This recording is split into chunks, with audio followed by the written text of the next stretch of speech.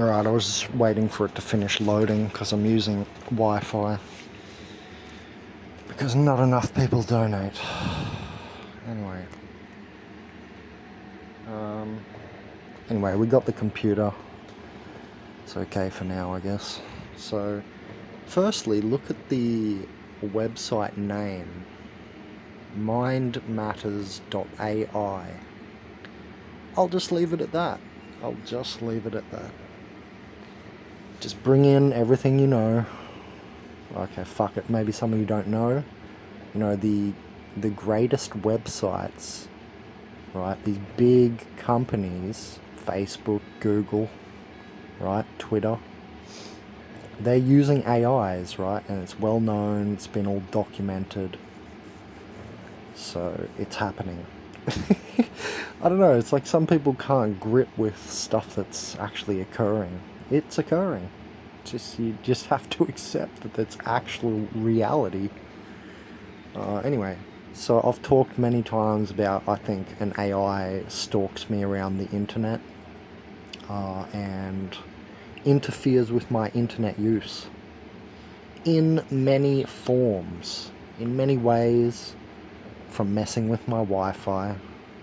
Do you see it coming on and off all the time? It's fucked. It's so bad. From messing, deeper in my computer system when I had my old computer. Let's not go into all that. Look, the point was for me just to emphasize the website name. Mind Matters. Okay, great. .ai, right? That AI, just be sus on it, right? Because there are AIs loose on the internet. That's what I'm saying. They're out there. They're on the internet. It's happening. That's me stating it glibly. We're not going to go deep into that. I'll make AI videos. They're coming. Mind matters. So mind, okay, right? It's, I guess, a neutral kind of thing. But when we see the angle that we're going to put on this, or the perspective we're seeing this article in, right, under Organic Portal's ideology, so to speak, it becomes more like, oh, okay, now I see the website name as more nefarious. It's always about matter with Organic Portals, right? Apparently this is life, this is the only place that exists, and all of that shenanigans. Alright, so now you see how I'm seeing that website title. That's all I wanted to say. Just wanted to expand on the title of the website. So, this guy, David Chalmers. Sorry I can't... I don't have good enough internet, or maybe we can. Let's have a quick look here.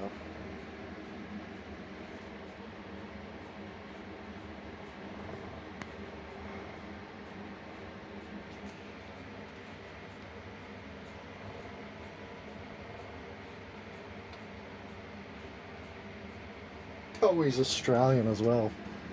Interesting. And he's gone to New York University. Neural scientist, mind and brain. I would say instantly David John Chalmers. He was born in Sydney, apparently. Or I was also born in Sydney, but I would say he's an Organic Portal straight away. Because do you see how he's also involved in just like researching the brain?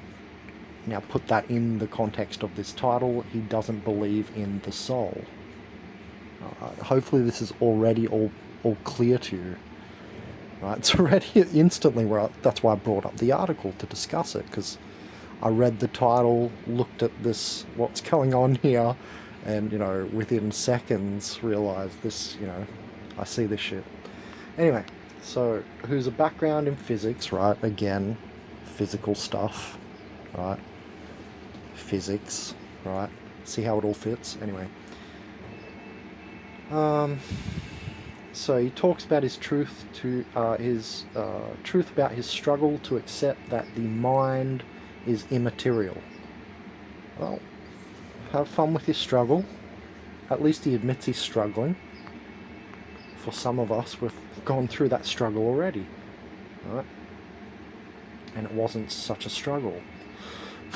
Do you see what I'm saying? I'm hinting again at his organic portal nature. His physical nature. Alright, we say organic portals are only the anthropoid monkey body, only the physical reality, only the lower parts of density, and so on and so forth. Anyway, so the hard problem of consciousness. I can't believe it's a difficult problem for them. But let's see what they say, what hard problem like actually means to them. Let's hope I don't have porn up. Okay, good. Here we go. The hard problem of consciousness is the problem of explaining why any physical state is conscious rather than non-conscious. So in my book Organic Portals I discuss, sense-stored electrical waves and how they're not conscious of themselves, which I took from Walter Russell and his Secret of Light reading. It is the problem of explaining why it is something it is like... What? It is the problem of explaining why there is something it is like for a subject in conscious experience. Why conscious mental states light up and directly appear to the subject.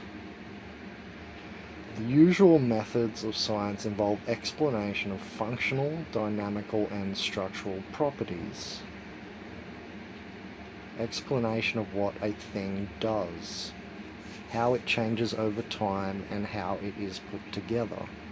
But even after we have explained the functional, dynamical, and structural properties of the conscious mind, we can still meaningfully ask the question, why is it conscious? Yes. So this suggests that an explanation of consciousness will have to go beyond the usual methods of physical science. Consciousness therefore presents a hard problem for science. Yeah, I've read this before, I know all this already. Or perhaps it marks the limits of what science can explain. Yep, sure does. Explaining why consciousness occurs at all can be contrasted with so-called easy problems of consciousness. The problems of explaining the function, dynamics, and structure of consciousness. These features can be explained using the usual methods of science, but that leaves the question of why there is something it is like for the subject when these functions, dynamics, and structures are present. This is the hard problem. In more detail, the challenge arises because it does not seem that the qualitative and subjective aspects of conscious experience, how consciousness feels, and the fact that it is directly for me, fit into a physicalist ontology. One consisting of just the basic elements of physics plus structural, dynamical, and functional combinations of those basic elements.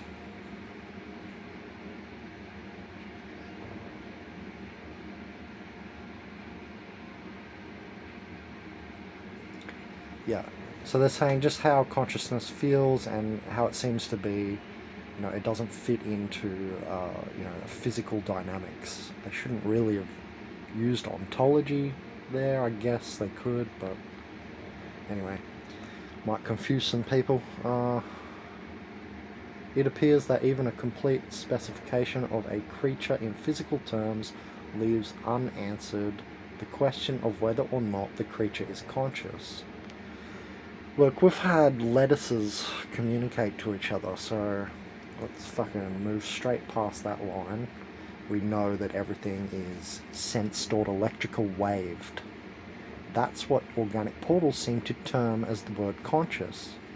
Maybe that's why they're facing such a fucking problem. Because they're using the wrong words.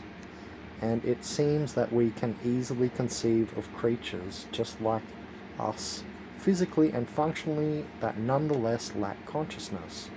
No, I cannot. Wrong. Completely wrong. that means they haven't researched far enough. Because like I said, even lettuces are communicating. It's a fucking lettuce. And it's communicating. That's enough said. Enough said. This indicates that a physical explanation of consciousness is fundamentally incomplete. Yep, that's correct. It leaves out what it is like to be the subject for the subject. Yeah, okay, that's an interesting way to say it. There seems to be an unbridgeable explanatory gap. Nope, I say it's bridgeable, but just not with the type of science that we use. If we move more into the type of sciences that Nikola Tesla, for instance, was infatuated with, then, you know, we'd get so much more progress in this area. Anyway, okay. All these factors make the hard problem hard. Okay. The hard problem was so named by... Oh, really? David himself came up with that. That's interesting. So the hard problem was so named by David Chalmers in 1995. So the guy we're discussing now, he came up with this hard problem. I've heard this so many times, they keep talking about that, right? In science and stuff, they always say, oh, the hard problem of consciousness. So I didn't know David Chalmers, he actually named that or came up with that. That's interesting. The problem is a major focus of research in I say it's interesting because, you know, like, again, it just proves organic portal nature of him because it's such a hard problem. We'll come back to it, don't worry. The problem is a major focus of research in contemporary philosophy of mind, and there is a considerable body of empirical research in psychology, neuroscience, and even quantum physics. The problem touches on issues in ontology, and on the nature and limits of scientific explanation, and on the accuracy and scope of introspection and first-person knowledge, to name but a few. Reactions to the hard problem range from outright denial, issue to naturalistic reduction of panpsychism. Oh, I never heard that one before. That's good. I get it. Let's see what Google says. That's a good word. Alright, let's see what they say. A philosophical theory asserting that a plurality of separate and distinct psychic beings or minds constitute reality. Oh man, I should have already known this. I never come across this, hey? So panpsychism is distinguished from hyloism. Oh, what happened there? Did the AI just interfere? What the fuck was that? You see this shit? Fucking hell, man.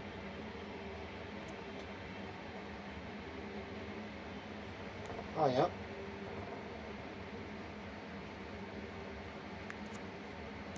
We're still recording. Well, lucky we're still recording. Sometimes the recorder just cuts out.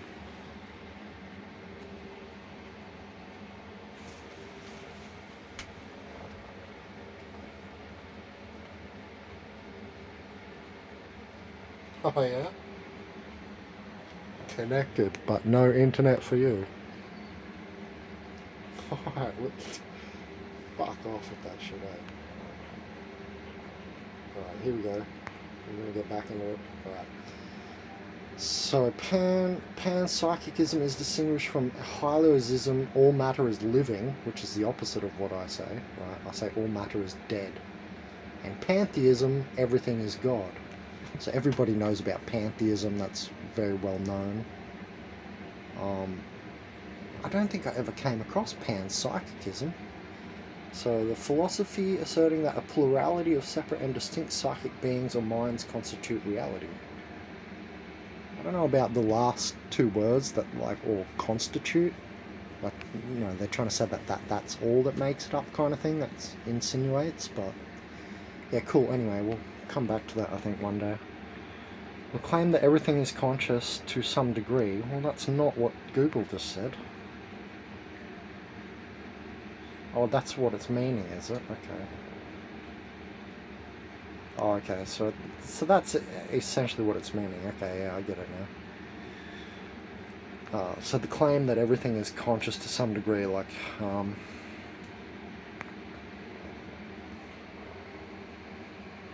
and that's, you know, making up reality.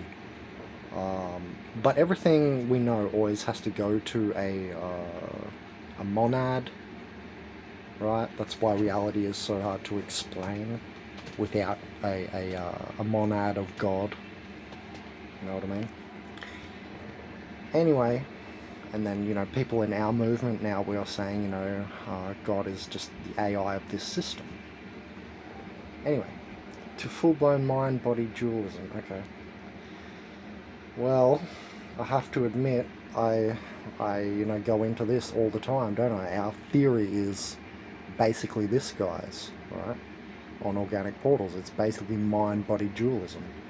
And if I remember, he is having a... Well, let's get back to the original article. We're not going to go into all of this. And if I remember from this article, he is having a problem here about dualism as well. So let's have a look deeper into this. Okay, risk of only a dualist. Okay. So David Chalmers, a New York University philosopher who coined the term hard problem of consciousness, was willing to take the risk of openly identifying as a dualist. That is, he believes that on evidence the human mind is immaterial. Wait, hold on, isn't he just saying that he fucking is struggling to accept that it's immaterial? Oh, that was a misleading title then. So he's actually saying that the mind, he's starting to believe that the mind is immaterial. Right. So maybe he is not NPC level consciousness then. That's good.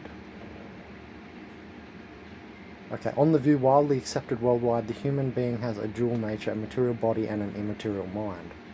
Right, here we go. But Chalmers draws the line at believing in the existence of a soul. Well, I mean, you can see why I was saying he's an organic portal, because this whole thing is about this sort of stuff, about the soul and, you know, missing soul and what the hell is soul, and that they don't have that accrual or connection.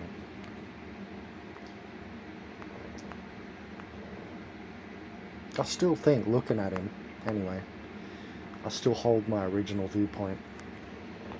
But Chalmers draws it, because it doesn't matter if he believes it to be immaterial anyway. We'll circle back around to it. Okay, but he draws the line at believing in the existence of the soul. Is the soul immortal? The claim that human beings have or are an immortal soul goes back to the ancient Greeks, if not further. In a pre-scientific world, it would seem absurd for our inner awareness not to continue irrespective of what happens to our bodies. Today, science rejects the soul, yet there are diverse viewpoints around it.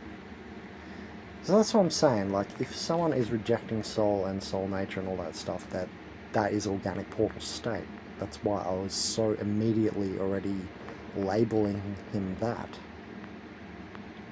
Alright.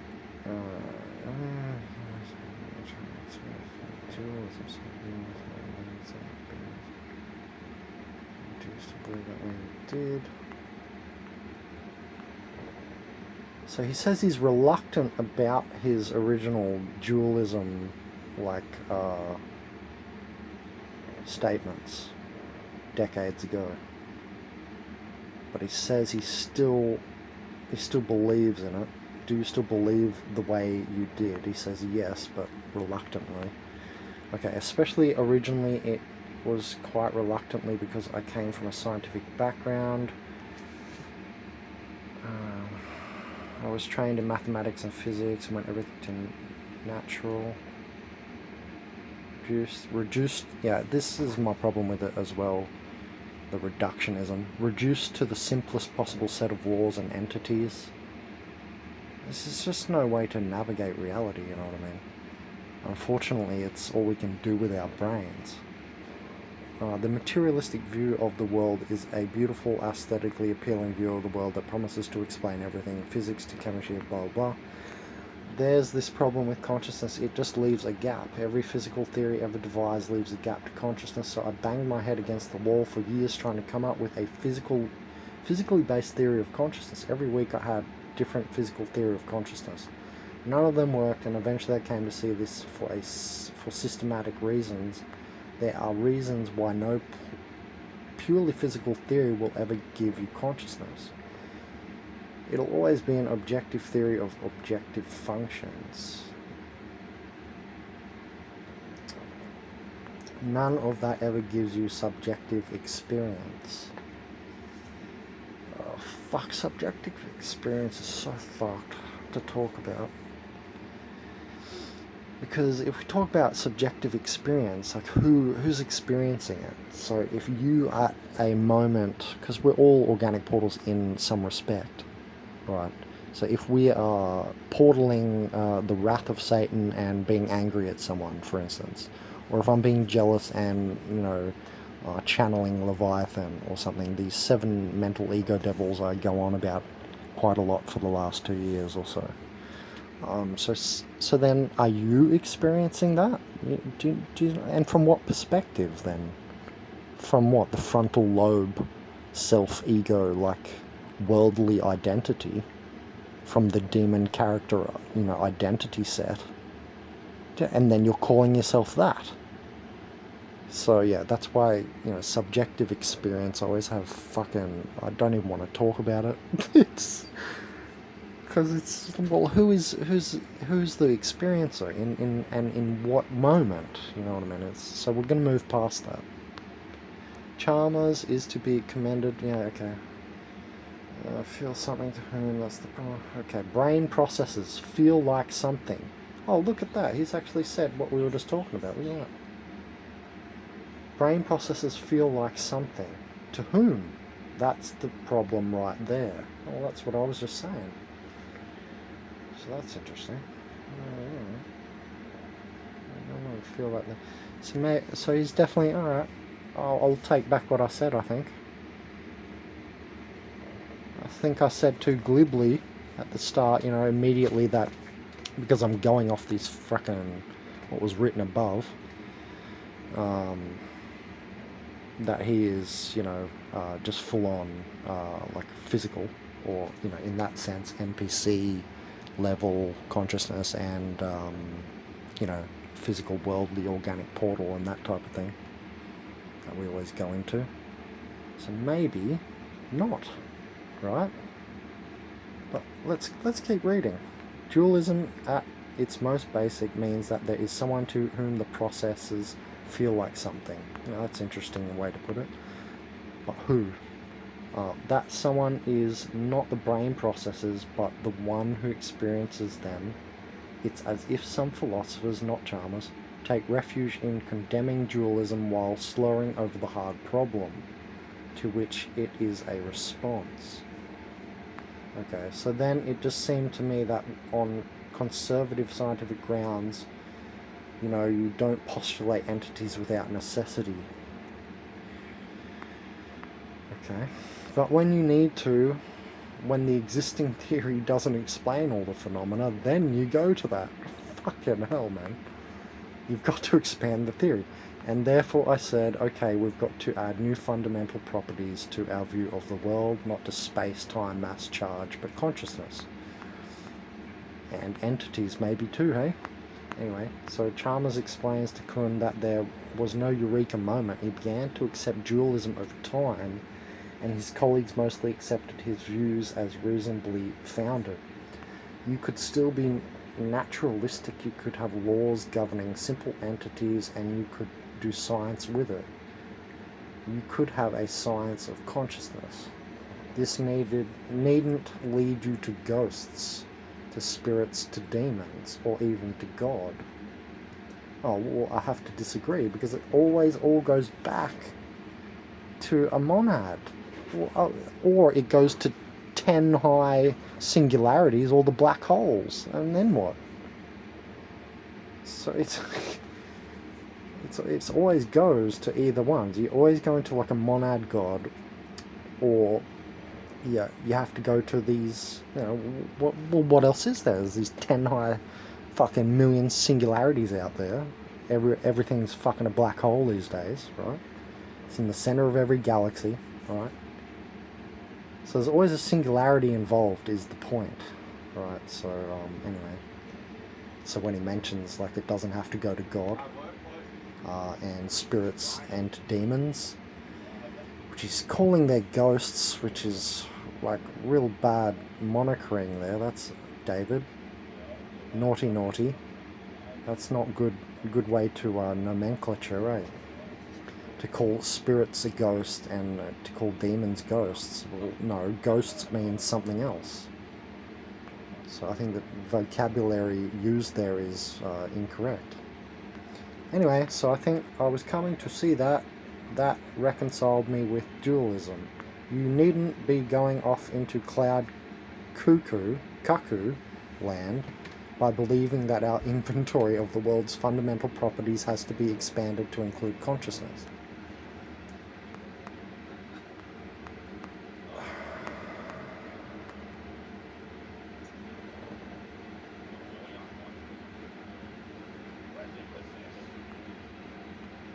And I'm confused because now it seems again like he's gone the very physical route when I thought we were about to start talking about this in the opposite way. I thought he was about to include this type of stuff when he's mentioning entities and dualism and immaterial stuff. So we better keep reading. David Chalmers. Well, I hope you captured what I just said there. I'll say it slower, right? Because up here, remember, we're starting to see him as like, okay, he's talking about the hard problem and in a way of introducing the immaterial, but then he still hasn't made it far enough if he's saying these things, especially the cloud cuckoo land comment. It seems exactly like he's saying spirits and demons and God are not real and have no reality here or have nothing to do with anything. Well, that's exactly what he's saying here. He's calling them ghosts, or he's trying to say it's not real. He's saying there's no need, he actually says there's no need for that in the theories, right? So anyway, I think I will stick with my original comments. After all, basically what we're seeing is, his spirit trying to fight with his organic portal nature, to be honest, right? Does that make him an organic portal? This stuff is tricky because essentially we are all organic portals here. This is organic portals universe, right? It's how this place works. We're all portals. And then we have other people talk about furthering that in a sense of, well, let's just talk about people who are acting like human prison bars, right? Where you might even go back to what Morpheus says, and like they're so inured they fight to protect the Matrix, So in that sense, and in the sense of this not being a good place, obviously, a prison planet and so on. Anyway, let's read. This is what I wanted to read about, right? David Chalmers on the soul. Alright, well, I would really love it if there's an immortal soul. Don't forget my video, Organic Portals Immortal Soul versus Eternal Spirits, and that would be us. Anyway, so David Chalmers. Well, I would really love if there's an immortal soul because I want to live forever. And that's probably going to be the best way to do it, by having an immortal soul.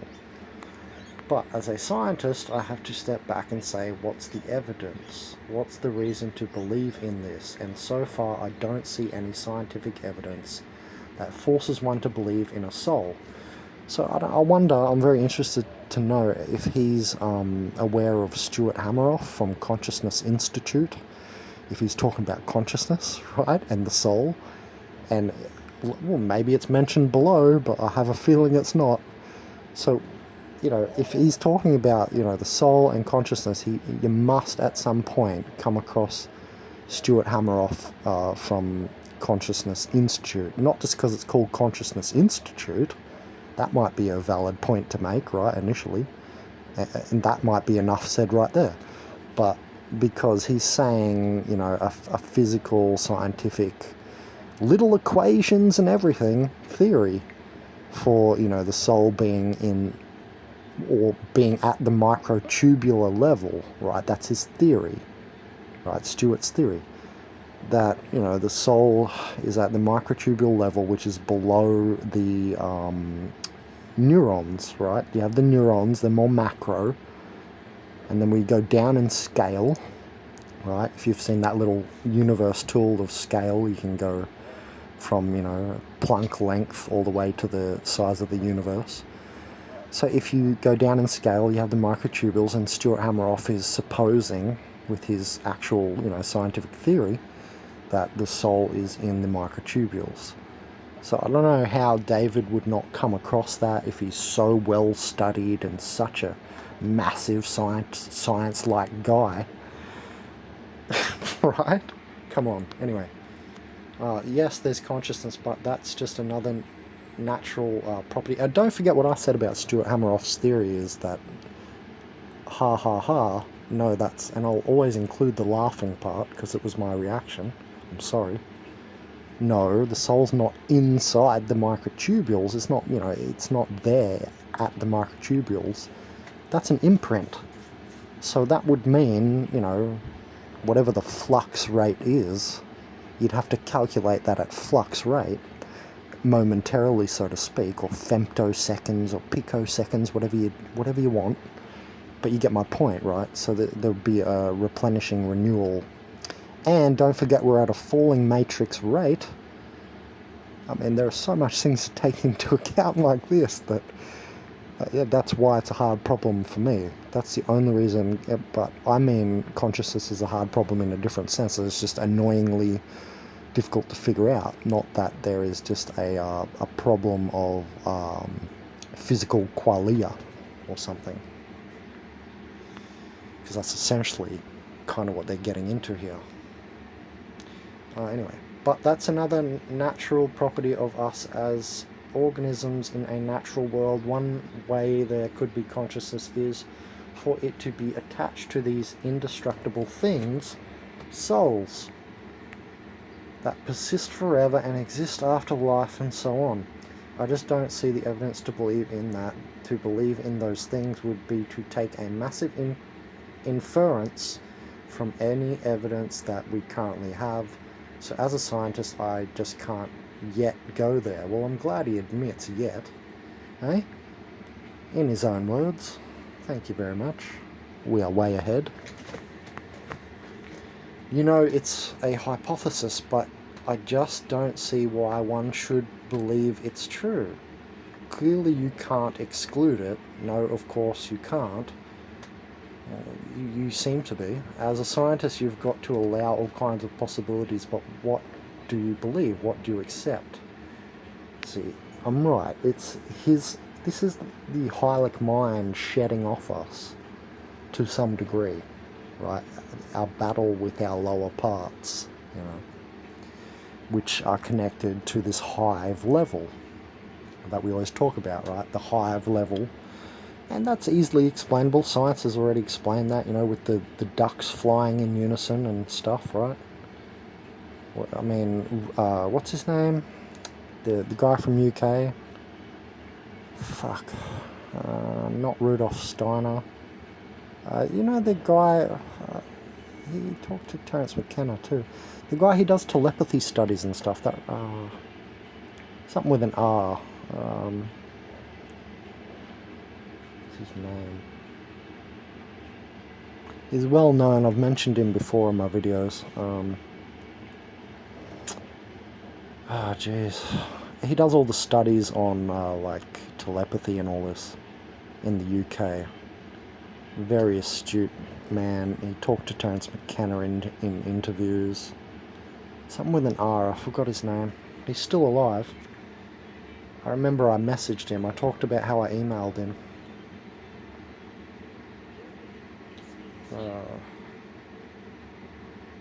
Fuck, sorry, I've forgotten his name. You'll all know him as I just forgot the name. Anyway,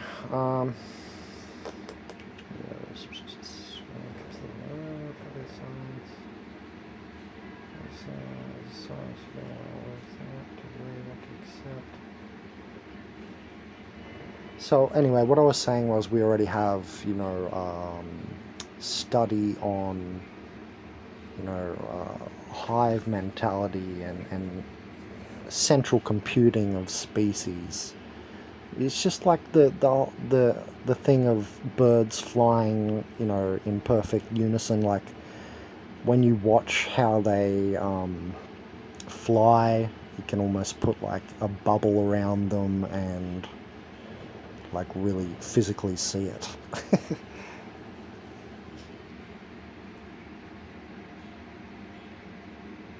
So he doesn't think that the evidence compels one to believe in souls. Well, we have a shitload. There are so many stories of past lives. Kids that are young, that are not brainwashed in any way, telling you about their past lives. There's a lot of stories. I know David Icke knows that. He talks about that too. I also went through a lot of them years ago, and they're quite compelling. Well, he says here there's nothing to compel him. So again, David, I'll point you in another direction and show you the way here. Alright, let's continue. I think you can perfectly well do science with consciousness. This is what's happening right now, actually. No. And this is the AI level. And this is why we're going to get an evil AI god, and they're all going to basically, in a sense, worship it. Because they don't know any better. This is the organic portal level consciousness. Exactly what he's been talking about. Spirits are ghosts, demons don't exist, don't worry about God, because we're too busy in our theory to get to the end of the theory and realize singularity is at the core of all the theories anyway. So yeah, I don't like you, David. Really don't like you. You're just like the typical, and I think he's acidic too. This is what's happening right now, actually, in some kind of more interesting corners of neuroscience and psychology. Because what they do is an exclusive reductionism. These people are not our friend. People going into labs, they're measuring properties of people's consciousness, perhaps by asking them, perhaps by studying their own state. They're correlating with states of brain, and they're coming up with principles, laws, they say. What have I said about laws? They're limiting. L-O-R-E, law, is expansive. So again, he's hit on an organic portal theme. So again, I'm going to stick with my original view of him. When your brain is like this, your consciousness is like this. I think we'll call this, should we call this video David Chalmers is an organic portal? Maybe that will get more attention than another video title. This study of the way that consciousness develops over time. It starts simple, it gets more complex. Nothing there so far seems to be leading anyone to believe in souls, except for Stuart Hameroff, apparently. It looks like consciousness starts simple, it grows, it fades out. If it was a soul, I don't know what kind of picture we'd expect. And yeah, I'm aware that Stuart Hameroff is, only officially an anesthesiologist. He's not a physicist, like, by his trade or something. I get it. Anyway, but is your consciousness, let me try this word, immaterial? It's not physical. Yeah, pause. There are properties of the world that go beyond atoms in space and time, with mass and charge. Well, apparently you're still calling that ghosts. We need to add a further property to our inventory of the world's properties, consciousness. That was just such a dumb statement. We're just going to add this property to our equations called consciousness. It's like fucking Michio Kaku and his 1-inch equation to explain everything. Fucking dreaming. That doesn't mean it needs to be located in some wholly different realm up in heaven or in the land of ectoplasm and so on. It may be attached to the same stuff right down here. That's total organic portal hogwash there, anyway.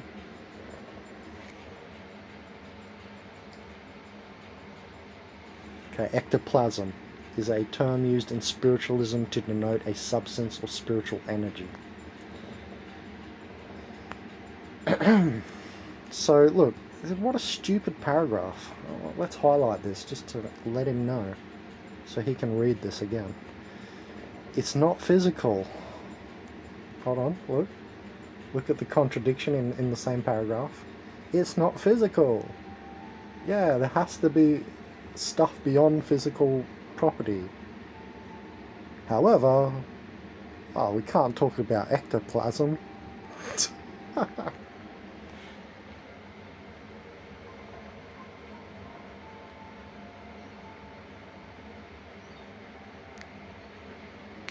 Funny. Anyway. Right, so it is worth asking a couple of questions here. If you set the constitutional enemy located anywhere, principles of mathematics are also immaterial, they are also quite real, they underlie our universe. Yet they are not located anywhere, they manifest them. Well, why not?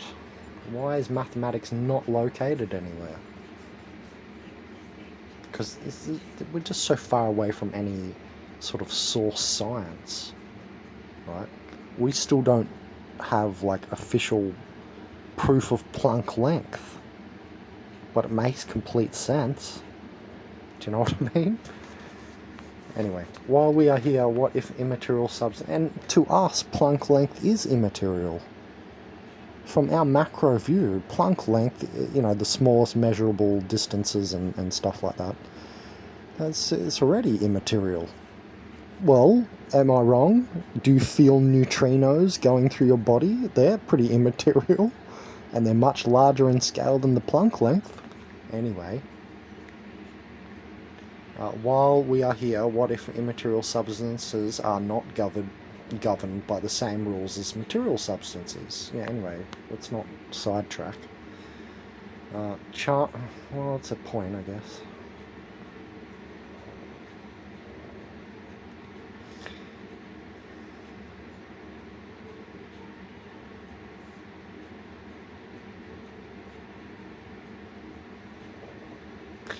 I guess that is a good point. So while we're here, I just don't want to sidetrack. What if immaterial substances are not governed by the same rules as material substances? They may be by nature immortal because they are not subject to decay. Yeah, but we also don't know if there is a type of spiritual high dimensional decay or something like that. Right, anyway. Good point, but anyway, let's not get sidetracked. Okay, Chalmers raises the question of panpsychism. Alright, it could be that even fundamental particles have consciousness as among the fundamental properties along with mass and charge. That's not to say they have souls, but... Yeah, so all he's doing right here is, you know, separating consciousness from soul. They want to include something in their equations called consciousness, or they want to capture something that they can use in their equations, basically. I see what's going on here, David. Or just have an expansion to their theories, right? And this is why you can always say that science is lagging, because, I mean, we know consciousness exists, so to speak, right? Because it's happening all the time, but we can't yet explain it. So that's why science is just so lagging. Are you saying that science must be able to evaluate this stuff? And, you know, that goes to the core of this being a falling matrix and density being behind higher vibrations, right? Anyway.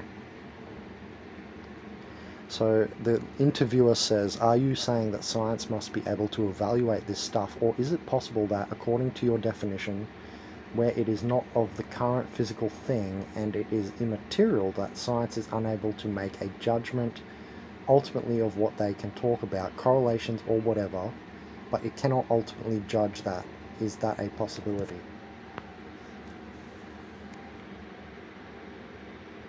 Yeah, it's just a good question. I want to know this as well. I think it's always an open question with any phenomenon that science won't be able to explain it, but as scientists we should take the attitude of trying to devise the best scientific theory of it we can. In the case of by the way, can you feel science being surpassed? Can you feel it? Can you just feel it? It's in the air. Of trying to devise the best scientific theory of it we can. In the case of consciousness, there are puzzles, there are unique mysteries, but it seems to me that here is how we can actually make it a traceable scientific problem, admit consciousness as a fundamental property, try to study the way it correlates with everything else in the world. Yeah, I'm not against any of this.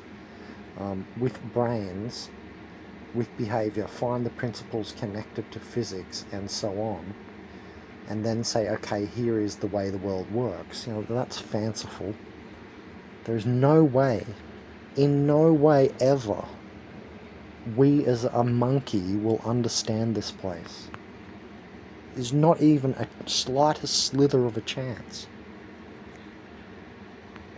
Anyway, notice how you didn't create this place? Oh yeah, I'm the creator. Okay. Still a slave at the end of the day, but... no, wait, we know that we ourselves are conscious and we reasonably infer that other human beings are. How did we get to this? Well, actually we're saying some people are soulless and some people have a soul, and that there is an informational difference. And you know, it comes out differently in the world. We can even behaviorally note the differences as well. And so it's not, in our opinion in this movement, it's not reasonable to infer that other human beings are conscious. Because what we're saying is soul and consciousness is connected, spirit and consciousness is connected. It's called the spirit mental light body, David. So you're way, way behind and way compartmentalized, and that's what you get for just being science. Unlucky. You chose that. How did we get to it? How did we get to it? Could be that even fundamental particles have consciousness, panpsychism. Why is it more reasonable to believe that, for which we have no evidence, than to believe that immaterial entities like consciousness might also be immortal?